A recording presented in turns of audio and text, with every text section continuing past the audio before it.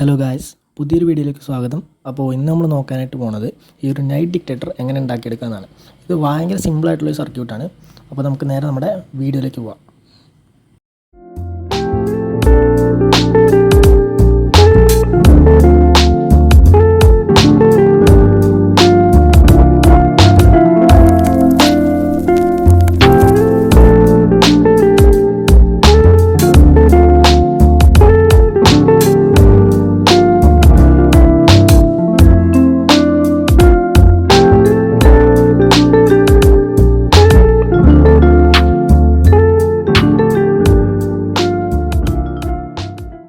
അപ്പോൾ ഇതാണ് നമ്മുടെ സർക്യൂട്ട്. ഞാൻ സിമ്പിളായിട്ടൊരു പെർഫ് ബോർഡിൽ സോൾഡർ ചെയ്തെടുത്താണ്. ഇതിനകത്ത് മെയിൻ പാർട്ട് എന്ന് പറയുന്നത് ഒരു BC547 NPN ട്രാൻസിസ്റ്ററാണ്. പിന്നെ ഒരു LED ഉണ്ട് ലൈറ്റ് കത്തിക്കാനായിട്ട്. പിന്നെ ഒരു LDRും പിന്നെ 2 റെസിസ്റ്റേഴ്സുമാണ് വരുന്നത്. ഇതെല്ലാം കൂടെ ഈ കാണുന്ന സർക്യൂട്ട് ഡയഗ്രത്തിലുള്ള പോലെ വെച്ച് സോൾഡർ ചെയ്യുക. ഇത് ഭയങ്കര സിമ്പിളായിട്ടുള്ളൊരു സർക്യൂട്ടാണ്. ജസ്റ്റ് എല്ലാ കമ്പോണൻസും കൂടെ പെർഫ് ബോർഡിലേക്ക് വെച്ചൊന്ന് സോൾഡർ ചെയ്യുക. അല്ലെങ്കിൽ എല്ലാ കമ്പോണൻസും ബ്രെഡ് ബോർഡിൽ വെച്ച് കണക്ട് ചെയ്തും നിങ്ങൾക്ക് ചെയ്ത് നോക്കാവുന്നതാണ്. ഇനി നമുക്ക് ഈ സർക്യൂട്ട് എങ്ങനെ വർക്ക് ചെയ്യുന്നതെന്ന് നോക്കാം. ഇവിടെ R1 എന്ന് പറഞ്ഞ റെസിസ്റ്റർ ഉണ്ടല്ലോ, 100Kയുടെ റെസിസ്റ്റർ, ഇതും LDRും തമ്മിൽ സീരീസ് ആയിട്ട് കണക്ട് ചെയ്ത് വെച്ചിരിക്കുകയാണ്.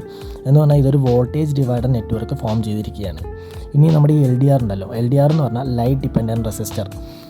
ലൈറ്റിനനുസരിച്ച് ഈ LDRൻ്റെ റെസിസ്റ്റൻസ് വാല്യൂ ചേഞ്ച് ആവും. എന്ന് പറഞ്ഞിട്ടുണ്ടെങ്കിൽ ഇപ്പോൾ ലൈറ്റ് കൂടുതലാണെങ്കിൽ LDRൻ്റെ റെസിസ്റ്റൻസ് വാല്യൂ കുറവായിരിക്കും. ആൻഡ് ലൈറ്റ് കുറവാണെങ്കിൽ LDRൻ്റെ റെസിസ്റ്റൻസ് വാല്യൂ കൂടുതലായിരിക്കും. നമ്മുടെ ഈ 9 വോൾട്ട് പവർ സപ്ലൈ എന്നുള്ള കറണ്ട് R1 വഴി LDR വഴി ഗ്രൗണ്ടിലേക്ക് ഫ്ലോ ചെയ്തുകൊണ്ടിരിക്കുകയാണ്. ഓക്കെ, ഇപ്പോൾ നമ്മുടെ റൂമിൽ ഫുൾ ലൈറ്റാണെന്ന് വെച്ചോ. അങ്ങനെ ആയിരിക്കുന്ന സമയത്ത് ഈ LDRൻ്റെ റെസിസ്റ്റൻസ് വാല്യൂ എന്തായിരിക്കും? ഭയങ്കര കുറവായിരിക്കും. അപ്പോൾ അതുകൊണ്ട് തന്നെ ആ ഒരു കറണ്ട് R1 വഴി LDR വഴി ഗ്രൗണ്ടിലേക്ക് ഫ്ലോ ചെയ്യുകയാണ്. അപ്പോൾ ഈ R1നും LDRനും നടുക്കുള്ള ഈ ഒരു പോയിൻ്റ് ഉണ്ടല്ലോ, ഈ ഒരു പോയിൻ്റത്തെ വോൾട്ടേജ് അല്ലെങ്കിൽ പൊട്ടൻഷ്യൽ എന്ന് പറയുന്നത് <0.7 വോൾട്ട് ആയിരിക്കും. ഓക്കെ, ഇനി നമുക്കൊന്ന് മാറ്റി ചിന്തിക്കാം. എന്ന് പറഞ്ഞാൽ നമ്മുടെ റൂമിലത്തെ ലൈറ്റ് കംപ്ലീറ്റ് ആയിട്ട് ഓഫ് ആവുകയാണ്, അല്ലെങ്കിൽ ലൈറ്റ് കുറയുകയെന്ന് വെച്ചോ. അപ്പോൾ എന്ത് പറ്റും? നമ്മുടെ LDRൻ്റെ റെസിസ്റ്റൻസ് വാല്യൂ പതുക്കെ കൂടാൻ തുടങ്ങും. അങ്ങനെ കൂടുന്ന സമയത്ത് നമ്മുടെ R1നും LDRനും നടുക്കുള്ള ഈ ഒരു പോയിൻ്റത്തെ വോൾട്ടേജും കൂടാൻ തുടങ്ങും. അങ്ങനെ അത് കൂടി 0.7 വോൾട്ട് അല്ലെങ്കിൽ അതിന് മേളിലേക്ക് എത്തുന്ന സമയത്ത് നമ്മുടെ Q1 എന്ന് പറഞ്ഞ ട്രാൻസിസ്റ്റർ ഓൺ ആവും.